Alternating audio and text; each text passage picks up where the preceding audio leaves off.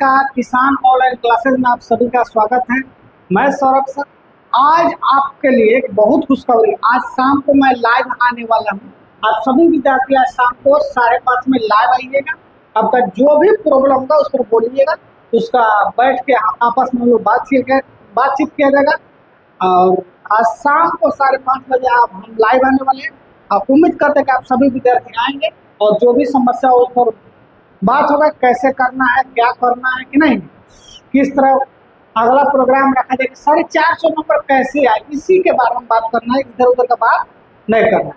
आइए आज हम आपको संस्कृत का मोस्ट 50 VVI क्वेश्चन बताने वाले हैं, ठीक है यार बच्चों। एक चीज को लेकर बहुत दुखी है, आप लोग ना कमेंट में कुछ कर रहे हैं ना लाइक कर रहे हैं। अगर वीडियो अच्छा नहीं लग रहा है तो ना सही कमेंट, गलत भी कमेंट तो कीजिए कि हमको सर आपको ये सुधारना चाहिए, वह सुधारना चाहिए कि नहीं। तो मन तो अंदर से बहुत दुखी होता है कि हम इतना मेहनत करें, आप लोग कुछ बोलिए नहीं रहे। तो प्लीज कुछ बोलिए, कमेंट डालिए। कमेंट पढ़ने पर खुशी मिलता है। कुछ बोलिए, जो भी दिक्कत है, जिस सब्जेक्ट से दिक्कत है, ऑब्जेक्टिव चाहिए ऑब्जेक्टिव, सब्जेक्टिव जैसे कुछ बोलिए। आप लोग आप ही के लिए बने हैं। अगर आप लोग कुछ नहीं बोलेगा तो हमको दिक्कत लगता है, कहीं ना कहीं कमी, तो उस कमी को भी तो बताइए। हम ये नहीं करें कि मेरे बड़ाई कुछ कीजिए, जो आपको लग रहा है वही कीजिए, ठीक है। तो शुरुआत करते हैं। आइए हम आपको संस्कृत का 50 VVI क्वेश्चन जो एग्जाम में लगता है, ये 50 क्वेश्चन देखिए, आपको इसमें से कम 15 से 20 क्वेश्चन आपके एग्जाम के दृष्टिकोण से VVI क्वेश्चन, बहुत VVI क्वेश्चन है। और प्रयास किया जाए कि यहीं पर क्या हो जाए, याद हो जाए।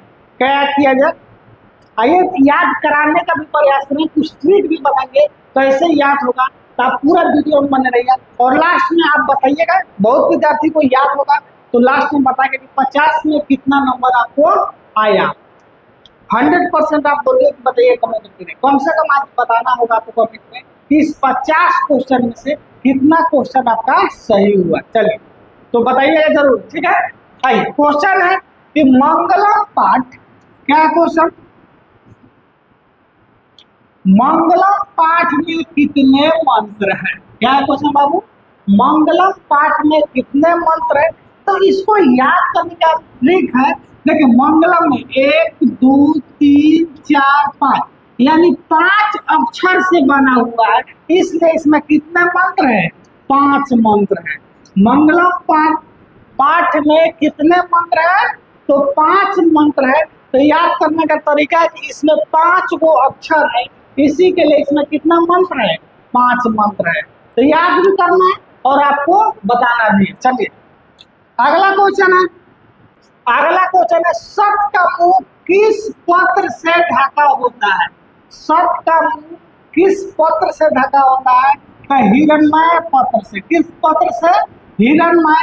हिरण्मय का मतलब होता है सोना, हिरण्मय का मतलब होता है सोना, यानी सोना से ढका हुआ था। सत्र का मुंह किस चीज से ढका होता है, तो सोना से, हिरण्मय से।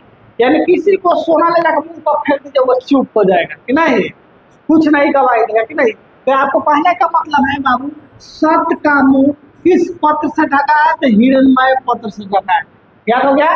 तो सत्य का मुंह किस चीज से ढका हुआ है, तो हिरण्मय से, ठीक है। चले वेदा हेमंत पुरुष महानतम विद्य अनय मंत्र किस उपनिषद से लिया गया। तो इसका ट्रिक जानते हैं, यहाँ हेमंत है, हेमंत जो है लड़का का नाम, ऐसे याद करने के लिए बोला बाबू। तो लड़का है तो उल्टा होना चाहिए लड़की।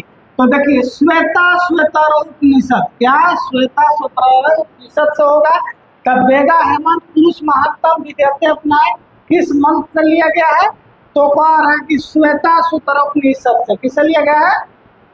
अगला क्वेश्चन है मेगास्थनीज पटना किसके समय में आया था। तो मेगास्थनीज पटना आपको चंद्रगुप्त मौर्य के समय में आया था। इसे ये भी क्वेश्चन क्वेश्चन पूछता है, मेगास्थनीज कहाँ का राजदूत था। तो मेगास्थनीज यूनान का राजदूत था। कहाँ का राजदूत था, यूनान का राजदूत। मेगास्थनीज कहाँ का राजदूत था, तो यूनान का राजदूत था। और किसके समय में आया था, तो चंद्रगुप्त मौर्य के समय में आया था। ठीक है, अगला क्वेश्चन है कि पाटल पुष्पों की पुतलिका रचना के आधार पर पटना का कौन सा नाम है? तो पाटल पुष्पों की पुतलिका के आधार पर पटना का पाटलिपुत्र का नाम है। किसका नाम है? पाटलिपुत्र का।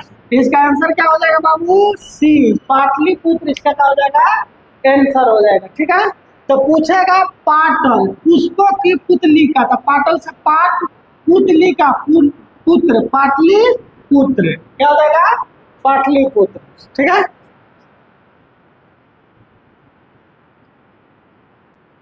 चलिए अगला क्वेश्चन है पटना में कौमुदी महोत्सव कब मनाया जाता है? तो पटना में कौमुदी महोत्सव कब मनाया जाता था? किसके शासनकाल से मनाया जाता था? तो गुप्त वंश के शासनकाल से मनाया जाता है। कौमुदी महोत्सव ये भी पूछ सकता है, कौमुदी महोत्सव किस ऋतु में मनाया जाता है? तो शरद ऋतु में मनाया जाता है। कौमुदी महोत्सव किस ऋतु में मनाया जाता है? शरद ऋतु में मनाया जाता है। और पूछेगा किसके शासनकाल में मनाया जाता है? तो गुप्त वंश के शासनकाल में मनाया जाता है। पटना में कौमुदी महोत्सव जो होता है यह दशहरा की तरह 10 दिन का त्योहार होता था। यह गुप्त वंश के शासनकाल से मनाया जाता है। और किस ऋतु में मनाया जाता है? तो शरद ऋतु में मनाया जाता है। ठीक है, अगला क्वेश्चन है पाटलिपुत्र पटना के नाम से कब प्रसिद्ध हुआ? पाटलिपुत्र पटना के नाम से मध्यकाल में प्रसिद्ध हुआ। कब प्रसिद्ध हुआ? मध्यकाल में। पूछेगा आपको क्वेश्चन, ये भी क्वेश्चन है, बोर्ड में बहुत क्वेश्चन भी पूछता है कि पाटलिपुत्र पटना के नाम से कब प्रसिद्ध हुआ? तो मध्यकाल में प्रसिद्ध हुआ। वीरेश्वर कौन था? तो वीरेश्वर मिथिला का क्या था? मंत्री था। वीरेश्वर कौन था? मिथिला का मंत्री था। या आपको आलस का था, जब पूछेगा वीरेश्वर किस पाठ से संबंधित है? तो आलस का था जो पाठ है उससे संबंधित है, वहां का मंत्री था। ठीक है,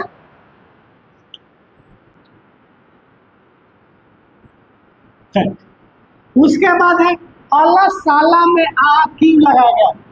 बहुत वीवीआई क्वेश्चन है, आपको पता होगा। अलसाला में एक वीरेश्वर थे जो मंत्री आलसियों के लिए क्या कहते? अलसाला बनाते, जो भी आलसी उसमें आके रहेगा मुफ्त में भोजन वगैरह मिलेगा। तो क्वेश्चन में पूछ रहा है अलसाला में आग क्यों लगाया गया? तो अलसाला में आग क्यों लगाया गया? तो आलसियों की परीक्षा करने के लिए कि कौन सही में रियल आलसी है, कौन उसमें धूर्त आलसी है कि नहीं। तो आग लगाने के बाद ये पूछेगा कि इसमें आग लगाने के बाद कौन भाग गया? तो धूर्त आलसी आग लगने के बाद क्या हो गया? भाग गया। ये पूछ सकता है इसमें आग कब लगाया गया? तो आग जो है शाम को लगाया गया। ठीक है, तो इससे बहुत वीवीआई क्वेश्चन है। तो पूछ रहा अलसाला में आग क्यों लगाया गया? तो आलसियों की परीक्षा करने के लिए लगाया गया। क्यों लगाया गया? आलसियों की परीक्षा करने के लिए लगाया गया। अगला क्वेश्चन है याज्ञवल्क्य के आत्म तत्व की शिक्षा किसने दी थी? तो याज्ञवल्क्य जो है, याज्ञवल्क्य जो है इसकी पत्नी मैत्रेयी ने आत्म तत्व की शिक्षा दी थी। कौन है? पूछेगा। याज्ञवल्क्य की पत्नी कौन थी? मैत्रेयी थी। याज्ञवल्क्य ने आत्म तत्व की शिक्षा किसको दी थी? तो मैत्रेयी को दी थी। किसको दी थी? मैत्रेयी को दी थी। अगला क्वेश्चन है बाबू, सर्व शुक्ला सरस्वती किसने कहा था? सर्व शुक्ला सरस्वती किसने कहा था? तो दंडी ने कहा था। सर्व शुक्ला सरस्वती किसने कहा था? दंडी ने कहा था। सर्व शुक्ला सरस्वती किसने कहा था? तो दंडी ने। मेरे साथ बोलते चलिएगा, आपको याद भी हो जाएगा। ठीक है, अगला क्वेश्चन है गंगा देवी का समय क्या था? तो बाबू गंगा देवी का समय 14वीं सदी था। गंगा देवी का समय क्या था? 14वीं सदी था। बोलिए, गंगा देवी का समय क्या था? 14वीं सदी था। ठीक है, तो गंगा देवी का समय क्या था? 14वीं सदी था। आधुनिक काल की संस्कृत की कवित्री कौन है? तो आधुनिक काल के संस्कृत कवित्री पंडित क्षमा राव है। वीवीआई क्वेश्चन है, वीवीआई याद रखिएगा। आधुनिक काल के संस्कृत के जो कवि थे पंडित क्षमा राव है। कौन है? पंडित क्षमा राव। चलिए अगला क्वेश्चन है किसके गीत देवता गाते हैं, यानी देवता लोग भी जहाँ जन्म के लिए तरसते हैं वह जगह कौन है, किस देश की गुणगान देवता लोग भी गाते हैं। तो सारे जहां से अच्छा हिंदुस्तान हमारा, बस वही है, सारे जहां से अच्छा क्या होगा, हिंदुस्तान हमारा, यानी भारत के लिए देवता लोग भी गीत गाते हैं। बांग्लादेश का हाल तो आप लोग जानते करते हैं, स्वीडन के बारे में पता नहीं है, पाकिस्तान तो खत्म है कि नहीं।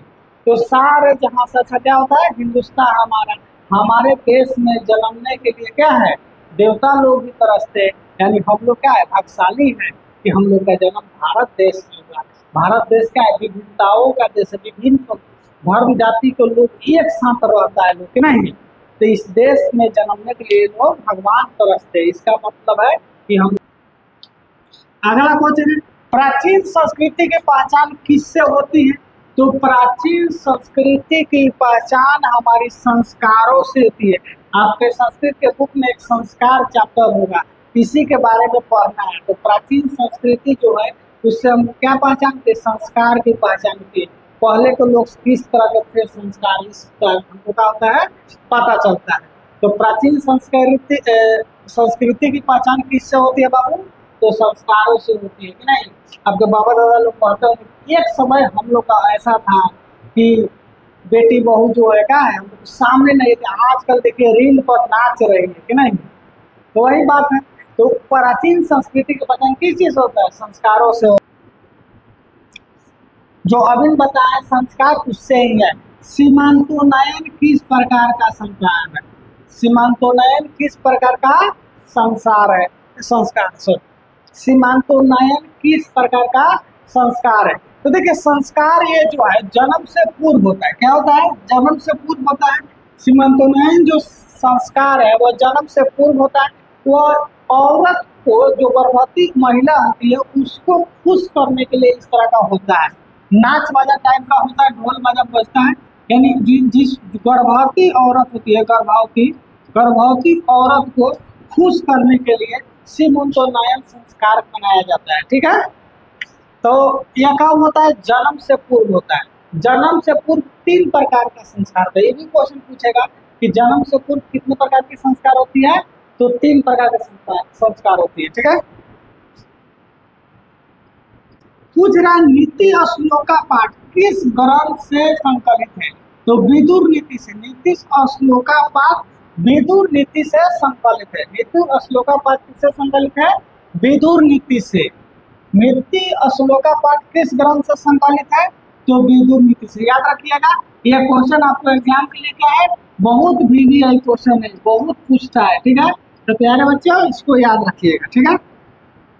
अगला क्वेश्चन है, स्वामी दयानंद के बचपन का नाम क्या है। अगला क्वेश्चन क्या है, स्वामी दयानंद के बचपन का नाम क्या है, तो मूल शंकर। स्वामी दयानंद के बचपन का नाम क्या है, मूल शंकर। आर्य समाज की स्थापना किसने की, तो स्वामी दयानंद ने की। आर्य समाज की स्थापना किसने की थी, स्वामी दयानंद ने की थी। कहाँ की थी, तो मुंबई में की थी। कहाँ की थी, मुंबई में की थी, ठीक है। तो स्वामी दयानंद के बचपन का नाम क्या है, मूल शंकर नाम था। इनके आर्य समाज की स्थापना किसने की, तो स्वामी दयानंद ने की थी। कहाँ की थी, मुंबई में की थी, ठीक है। अगला क्वेश्चन है, मंदाकिनी वर्णम पाठ के कवि कौन है। तो देखिए मंदाकिनी जो है रामायण से लिया गया। कहाँ से लिया गया है, रामायण का अयोध्या कांड से लिया गया। कहाँ से लिया गया है, रामायण का अयोध्या कांड से लिया गया, अयोध्या कांड से लिया गया। अब आप ही समझिए, जब मंदाकिनी वर्णम पाठ है तो उसमें किसका वर्णन होता है, राम लक्ष्मण और सीता का। मंदाकिनी में किसका वर्णन होता है, राम लक्ष्मण सीता। जब वनवास होता है तो राम लक्ष्मण सीता तीनों लोग चित्रकूट पर्वत पर जाते हैं, वही वर्णन है। तो मंदाकिनी वर्णन किस पाठ किस कवि है, क्या कवि कौन है, तो समझिए मंदाकिनी का रामायण से संबंध है। रामायण का किस से, तो अयोध्या कांड से। तो रामायण का लेखक कौन है, तो महर्षि वाल्मीकि। रामायण का लेखक कौन है, महर्षि वाल्मीकि। बस इस तरह भी याद कर सकते। इस क्वेश्चन से ऐसे भी पूछ सकता है मंदाकिनी वर्णन किस कांड से, तो अयोध्या कांड से। याद चल कौन है, व्याघ्र प्रतीक यानी बाघ वाला, जो आप बुक में है बाघ वाला कहानी उससे है। व्याघ्र प्रतीक का था पाठ के रचयिता कौन है, तो नारायण पंडित है। व्याघ्र प्रतीक का था पाठ के रचयिता कौन है? नारायण पंडित है। तो उससे ऐसे याद कर लीजिए, व्याग पति पद में एक पंडित जी लोभी रहते हैं, वो फंस जाते हैं, तो पंडित जी है इसलिए नारायण पंडित याद रखिए। तो व्याघ्र पथिक कथा के रचयिता कौन है? तो बाबू नारायण पंडित है। आप सभी को कमेंट में बताना है कि 50 में आपका कितना नंबर आ रहा है, किस तरह का तैयारी है। अगर आपको अच्छा लगेगा तो संस्कृत का करीब 700 ऑब्जेक्टिव हम रखे हुए बना के, बस अच्छा लगेगा तो नेक्स्ट वीडियो 50-50 से 200 करके भी डाल देंगे। लेकिन जब तक आप लोग कुछ नहीं करिएगा तो कैसे होगा? कोई कमेंट ही नहीं कर रहे, कमेंट करना पड़ेगा, उससे क्या होता है? हौसला बढ़ता है। ठीक है,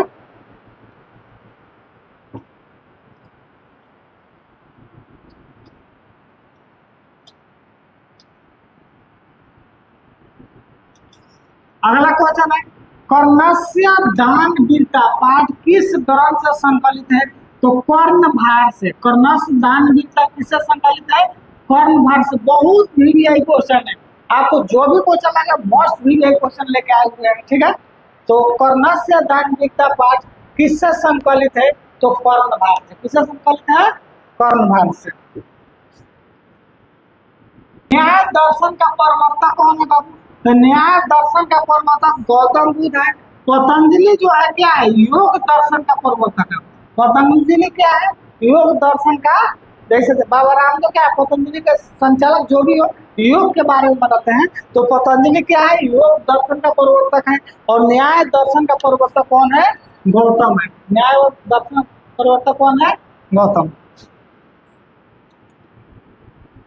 तो आर्यभट्ट की आत्मकथा, ये अपनी आत्मकथा खुद लिखे थे। आर्यभट्ट ने क्या किया था? अपनी आत्मकथा खुद लिखे थे, तो उस पुस्तक का नाम रख दिए थे आर्यभट्टियम। आर्यभट्टियम क्या है? आर्यभट्ट की आत्मकथा है। क्या है? आर्यभट्ट की आत्मकथा है, वो अपनी कथा खुद लिखे थे, उस पुस्तक का नाम क्या है? आर्यभट्टियम। मंगलम पाठ कहाँ से संकलित है? तो मंगलम पाठ में अभी बताया कि 5 को मंत्र है, और कहाँ से संकलित है? तो उपनिषद से। मंगलम पाठ कहाँ से संकलित है? उपनिषद से। इसमें मंत्र कितना होता है? तो 5 को। मंत्र कितना होता है?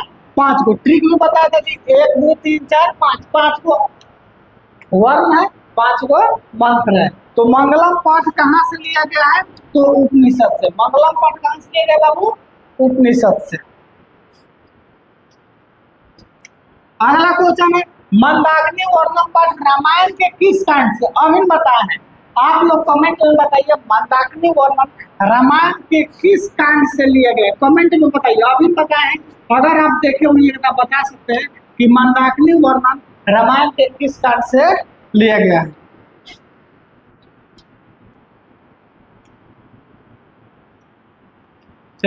अगला क्वेश्चन है, नदियां नाम और रूप छोड़कर किसमें मिलती है? नदियां नाम और रूप छोड़कर कहाँ मिलती है? तो समुद्र में मिलती है। कहाँ मिलती है बाबू? समुद्र में। सिंपल है, कोई भी नदी के कहाँ मिलेगा? तो समुद्र में मिलता है। ठीक है, तो नदियां नाम रूप छोड़कर कहाँ मिलती है? तो समुद्र में मिलती है। और महान से भी महान कौन है? सूक्ष्म से भी छोटा, सूक्ष्म से भी सूक्ष्म, महान से भी महान कौन है? तो आत्मा है। कौन है? आत्मा। आत्मा जो है महान से भी महान है, सूक्ष्म से भी सूक्ष्म है, अणु से भी सूक्ष्म है, परमाणु से भी सूक्ष्म है। तो वह कौन है? आत्मा है। आत्मा तो आपका सब काम कराता है। अगर आत्मा मन शांत हो गया तब सब काम का हो जाएगा? शांत हो जाएगा। किसकी विजय नहीं होती है? तो असत की विजय नहीं होती है। असत की क्या होगा? विजय नहीं होती है। कहा जाता है कि सत्य परेशान हो सकता है, सत्य परेशान हो सकता है लेकिन पराजित नहीं। यानी भगवान की देर में भगवान के घर में अंधेर है लेकिन देर है। उसी तरह सत्य का हो सकता है, परेशान हो सकता है, पराजित नहीं। यानी किसकी विजय नहीं होती है? तो असत्य। अब यही क्वेश्चन पूछ सकता है, किसकी विजय होती है? तो हमेशा किसकी विजय होती है? तो सत्य की। किसकी विजय होती है? सत्य की। पूछ रहा कि पटना का इतिहास कितना वर्ष पुराना है? तो 2500 वर्ष पुराना है। पटना का इतिहास कितना वर्ष पुराना है? 2500 वर्ष पुराना है। तो पटना का इतिहास कितना वर्ष पुराना है? आप बोलिए 2500 वर्ष पुराना है। ठीक है,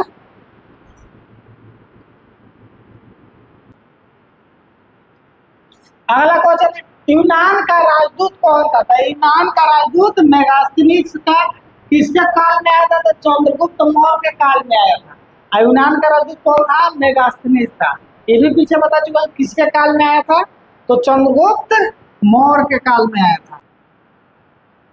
राजशेखर की रचना क्या है? तो काव्यमीमांसा का लेखक कौन सी है? राजशेखर की रचना कौन सी है? तो काव्यमीमांसा। राजशेखर की रचना कौन सी है? तो काव्यमीमांसा। राजशेखर की रचना कौन सी है? तो काव्यमीमांसा।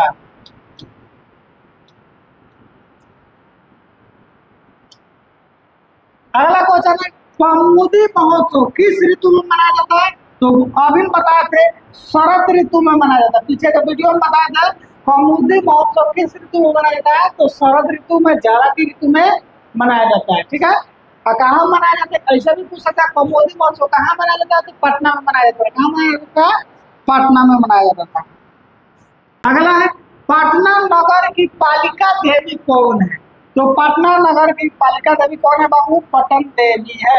गाना नहीं सुने हैं, अवतारी में ये पटन देवी हो, यानी पटना नगर की पालिका कौन है? पटन देवी है। तो गाना सुने हैं, वही है। अलस कथा का रचयिता कौन है? तो अलस कथा का रचयिता कौन है बाबू? विद्यापति है। कौन? अलस कथा का रचयिता कौन है बाबू?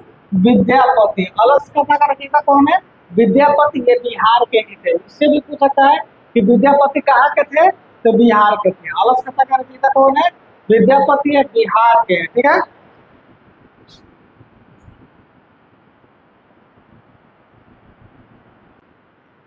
चलिए। अलसला में आग लगने पर भी कितने लोग नहीं भागे? तो कितने लोग नहीं भागे? 4 लोग। संस्कृत में कहीं पूछेगा तो चतवारा होता है। संस्कृत में पूछेगा बाबू तो क्या लिखिएगा? चतवारा। ऐसे पूछेगा अलसला में आग लगने पर कितने लोग नहीं भागे? तो 4 लोग। और संस्कृत में पूछेगा तो चतवारा। कथी कहिएगा? चतवारा होने का होता है 4 होता है। संसार में बच्चों का सच्चा रक्षक कौन होता है? तो इसमें भी कोई पूछने का चीज है क्या? बच्चों का सबसे सच्चा रक्षक कौन होता है? तो माँ होती है। बच्चों का सच्चा रक्षक कौन होता है बाबू? माँ होती है। अगर आपका सच्चा रक्षक माँ है, अगर आपका सच्चा रक्षक माँ है, तो आप कमेंट में एक बार जरूर लिखिएगा माँ। आप सभी विद्यार्थी एक बार कमेंट में लिखिएगा माँ। क्या लिखिएगा? माँ। अगर आपका सच्चा रक्षक, ठीक है।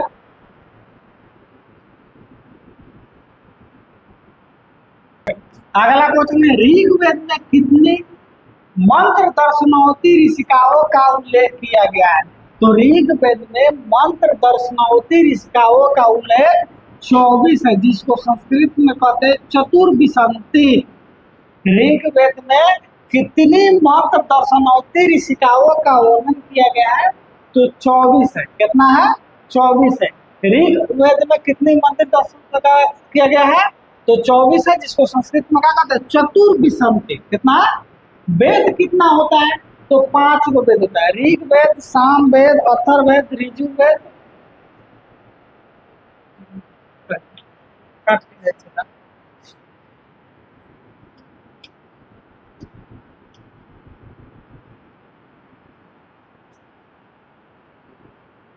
क्वेश्चन है, महाभारत में किस लेखिका का उल्लेख मिलता है? तो महाभारत में सुलभा का लेख मिलता है। महाभारत में किस लेखिका का उल्लेख मिलेगा? तो सुलभा। अच्छा, एक चीज बताइए, गार्गी किसके दरबार में रहती थी? कौन बताएगा? चलो बताओ सर, गार्गी किसके दरबार में रहती थी? सोचिए, जनक के दरबार में। गार्गी किसके दरबार में रहती थी? जनक के दरबार में। ठीक है। और महाभारत में किस लेखिका का उल्लेख मिलता है? तो सुलभा का। किसका मिलता है? सुलभा का।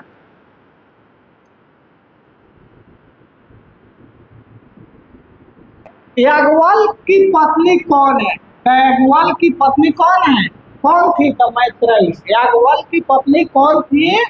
तो मैत्रेयी। याज्ञवल्क्य की पत्नी कौन थी? मैत्रेयी।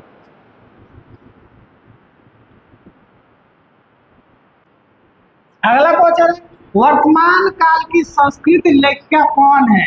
तो वर्तमान काल में जो संस्कृत की लेखिका है मिथिलेश कुमारी मिश्र है। वर्तमान काल में संस्कृत की लेखिका कौन है? मिथिलेश कुमारी मिश्र है, एगो पंडित क्षमा राव है। याद रखिए दोनों वर्तमान काल के संस्कृत के लेखिका है। कौन कौन? मिथिलेश कुमारी मिश्र और पंडित क्षमा राव।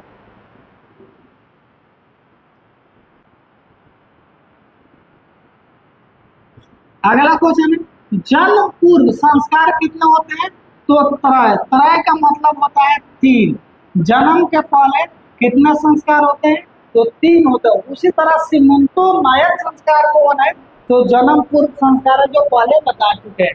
तो जन्म के पूर्व संस्कार कितने होते हैं? तो 3 प्रकार के। क्वेश्चन है सप्तपदी क्रिया। सप्तपदी मतलब होता है क्रिया किस संस्कार में संपन्न होती है? माने 7 वचन। सप्तपदी क्रिया का मतलब क्या हुआ? 7 वचन, 7 फेरा। सातों फेरा किसमें होता है? आपको तो होशियार है, बताइए कौन सा संस्कार में 7 फेरा लिया जाता है? सबको पता है कि नहीं? तो 7 फेरा किस संस्कार में लिया जाता है? विवाह में लिया जाता है। किस संस्कार में लिया जाता है? विवाह में। तो सप्तपदी क्रिया किस संस्कार में संपन्न होती है? तो विवाह में होती है कि नहीं? विदुर नीति किस ग्रंथ का अंश है? तो विदुर नीति आपको महाभारत का अंश है। विदुर नीति किस ग्रंथ का अंश है? तो महाभारत का अंश है। इसमें आपको पांडव, कौरव, कृष्ण जी का वर्णन मिलता है। विदुर नीति किस ग्रंथ का अंश है बाबू? अगला है धर्म की रक्षा किससे की जाती है? तो धर्म की रक्षा सबसे की जाती है। लेकिन आजकल धर्म तो एक खेला हो गया वोट पाने का। धर्म क्या है? एक खेला है, क्या करने के लिए? वोट पाने के लिए। एक ऐसी होगा कि हाँ वोट के लिए आपको सब कुछ करना है, लेकिन धर्म की रक्षा सबसे होती है। सब बोलिएगा तो क्या होगा? धर्म की रक्षा होगी। अगला क्वेश्चन है पाटलिपुत्र का इतिहास कितने वर्ष पुराना है? ये हिंदी में है। पाटलिपुत्र का इतिहास 2500 हो गया, यहाँ पर 2500 यानी 2500 वर्ष पुराना है। पाटलिपुत्र का इतिहास है 2500 वर्ष पुराना है या 2500 वर्ष पुराना है। ये दोनों बात सेम है। तो पाटलिपुत्र का इतिहास कितना है? 2500 वर्ष पुराना है।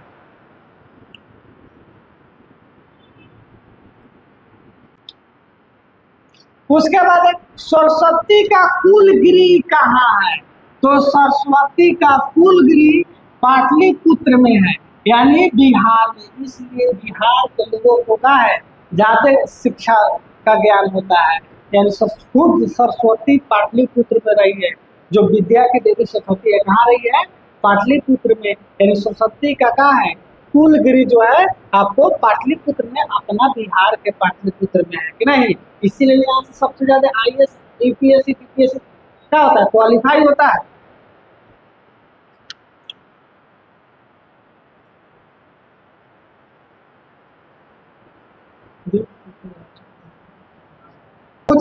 घर में लगी आग को देखकर कौन लोग कल्याण हो गया? तो घर में लगी आग को देखकर क्या हो गया बाबू? धूर्त लोग का हो गया कल्याण हो गया। घर में लगी आग को देखकर कौन कल्याण हो गया? धूर्त लोग कल्याण हो गया। तो आपको कमेंट में डाल के बताना है आपका कितना सही हुआ। हर विद्यार्थी को कमेंट में बताना है। और आज 5:30 बजे लाइव आ रहे हैं, आप लोग जरूर रहेंगे, उसमें बात किया जाएगा आपसे क्या करना है, कैसे किया जाए कि 450 नंबर आए।